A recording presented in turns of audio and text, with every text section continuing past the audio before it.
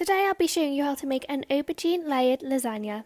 First, soak the aubergine in salted water for 30 minutes. After 30 minutes, dry off the aubergines, then add to a hot pan, making sure to cook on either side of the aubergine.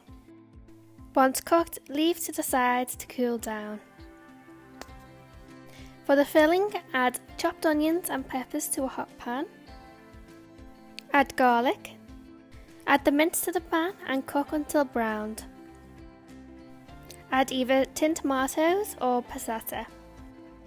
Sprinkle in some beef stock cubes, a teaspoon of oregano, a teaspoon of paprika, and chili flakes.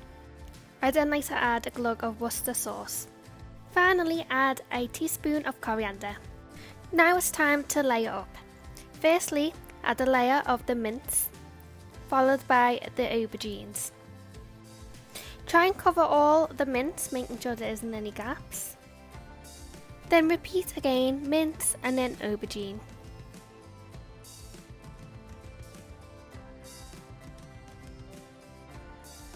You need to make sure to end with the aubergines layered on the top. Now it's time to add the cream sauce. I'm using one that I made earlier, but you can use shop bought. Add a layer of grated cheese and breadcrumbs on top. I finish off with black pepper, chili flakes and truffle oil. Once done, transfer to a preheated oven for 20 to 30 minutes or until golden on top.